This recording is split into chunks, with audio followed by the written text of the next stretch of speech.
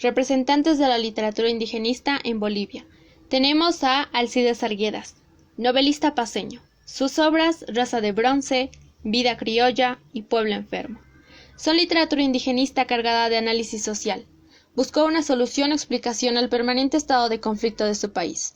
Los conflictos entre culturas, el complejo mestizaje y la relación a veces violenta entre el mundo indígena y el criollo mestizo. Son temas que luego fueron recuperados por otras corrientes del pensamiento, incluidos los indigenistas, aunque desde una perspectiva distinta. Representantes en Argentina.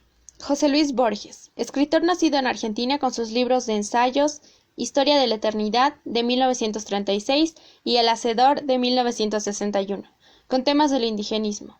Protesta contra la realidad étnica en la América Latina. Representante en México. Mauricio Magdaleno, con su libro El Resplandor de 1937. Es una obra que aborda la problemática del indígena en el marco del México postrevolucionario, vista desde la perspectiva del indígena y en oposición al mundo del blanco. La obra refleja el sentimiento de desilusión y fracaso de los ideales revolucionarios ante el estado de cosas imperante. En la visión de Magdaleno, el indio es el sujeto que ha sido maltratado históricamente, que ha sufrido los embates de la revolución, pero que no llega a recibir los beneficios de ésta. La condición de abuso por parte del mestizo, y particularmente del funcionario público, se destaca como resultado de la perpetuación de un orden social pre-revolucionario, a pesar del discurso nacionalista imperante. La educación de los indígenas como alternativa de redención no cristaliza y el fatalismo se impone. Otras de sus obras, La Tierra Grande y Las Palabras Perdidas. También debemos tomar en cuenta que en el mundo occidental no nace con la novela. En el mundo indígena se tiene el canto, la poesía, mitos, leyendas, etc.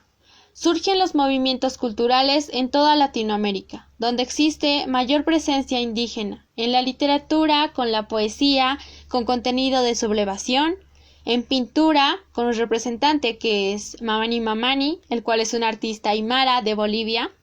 Su trabajo es significativo en el uso de la tradición y los símbolos indígenas aymara. La arquitectura, los cholets, majestuosos en la ciudad del Alto, con un representante, el cual es Freddy Mamani, con una nueva arquitectura andina, con visiones de un futuro indígena. La música, con instrumentos autóctonos, con sentido de marginación. El cine, con sus películas sobre el indígena, como Ucamau y La Nación Clandestina.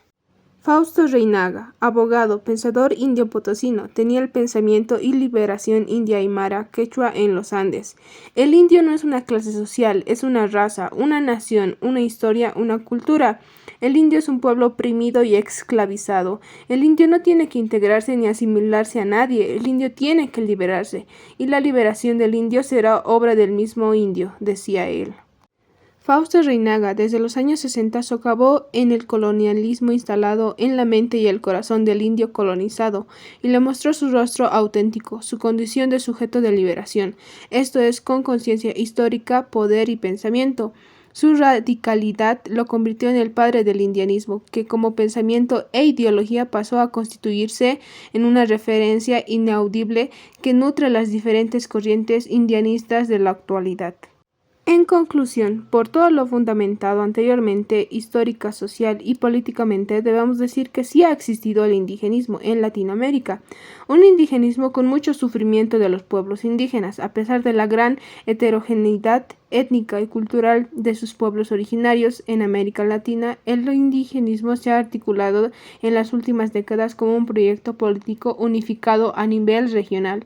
Lo que comenzó como un conjunto de movilizaciones locales de resistencia ha acabado por convertirse en un movimiento político que incide en las instituciones y busca la inclusión de los pueblos indígenas en las estrategias y políticas de desarrollo de la región. Esta forma de pensar o de concebir la cuestión indígena se ve claramente reflejada en la historia constitucional boliviana, partiendo inicialmente desde el reconocimiento de las comunidades indígenas campesinas en 1938, luego el reconocimiento de sus derechos colectivos y el establecimiento del Estado multiétnico y pluricultural en 1994, y llegando finalmente a concebir el Estado plurinacional, comunitario e intercultural en 2009. Con la creación del Estado plurinacional no solo se ha dado el reconocimiento de las instituciones propias de los pueblos indígenas, sino que se establecen mecanismos para integrar a estos a las instituciones clásicas del Estado y volverlos parte de las mismas. Es decir, ya no como algo que debe vivir paralelamente a los órganos del Estado, sino más bien como algo que debe formar parte de cada uno de ellos.